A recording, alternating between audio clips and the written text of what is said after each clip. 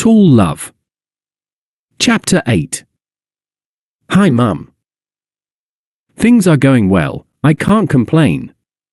My work is fine, you can judge for yourself. Just go to the corner shop and buy a copy of the paper I work for.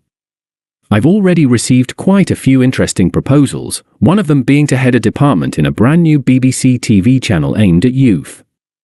It covers celebrities, but they don't offer a terribly competitive salary, so whereas months ago I would have grabbed the opportunity without thinking twice, now I've got a range of rather good proposals to choose from. Our visit to you will definitely happen, the question is when, not if, so I can only advise you to keep the oven warm. And don't be afraid, please, she's not unpleasant in any way. You interpreted my words correctly, she is kind of tall, but unlike Margaret, not fixated on her physical appearance, and is a lovely companion in any conversation. And she plays bridge, too, so you're going to find a new partner pretty soon, even if temporarily. Okay, Mum, I'm really looking forward to seeing you and Dad. Kiss you both. Rob. The parcel arrived on time. That afternoon, they were making comparison shots in Robin's new, more spacious flat. When the bell rang, he was busy with the camera and lights and asked Bretta to answer the door. Needless to say, the delivery man had the shock of his life, seeing the elongated hourglass of a female figure, which could only be seen up to her shoulders through the 7-foot-high doorframe.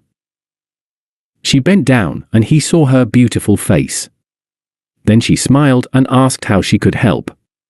He just stood there, frozen in awe, having completely forgotten the purpose of the visit. After almost a minute, he came back to reality, apologized, and handed her a huge box wrapped in plastic. She thanked him, left her signature where required, smiled down at him one more time, and shut the door. If you're enjoying the story, or even if you're not, please like or dislike it, share, and leave a comment. Positive or negative, they are all welcome. And do visit my page on Patreon, where you'll find new stories as well as the familiar ones.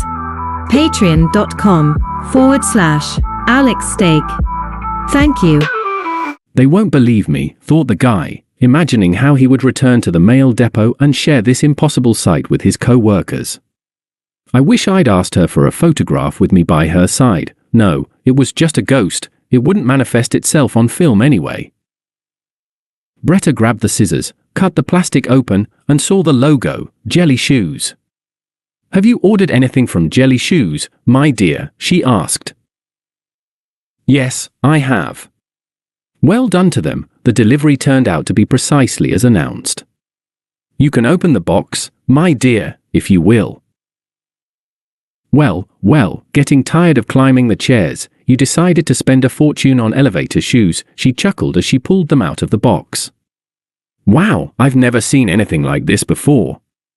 You've got to be careful, if you fall from them, you're likely to break your leg. They're not for me, he said, still dealing with the slave flash and not yet seeing the boots. They're for you. I mean, I thought they could help us imitate the handsome dwarf next to a very tall woman comparison. He finished the job and turned to her. What do you think? Oh my, they are huge.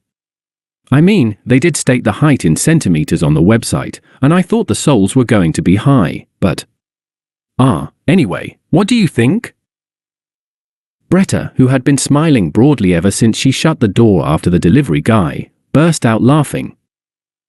For me? Seriously? These monsters are for me?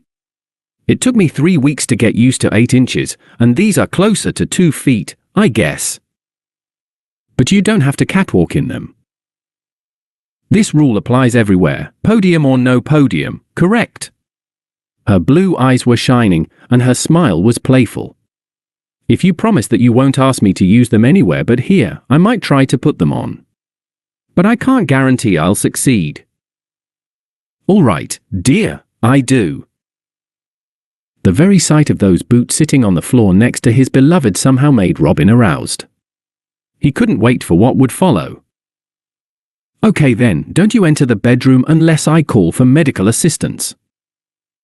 She grabbed the box, kissed Robin's cheek, and went upstairs, singing I'm Going Slightly Mad. To be continued.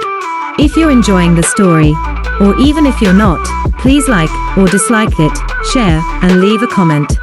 Positive or negative, they are all welcome. And do visit my page on Patreon, where you'll find new stories as well as the familiar ones. Patreon.com/AlexSteak. Thank you.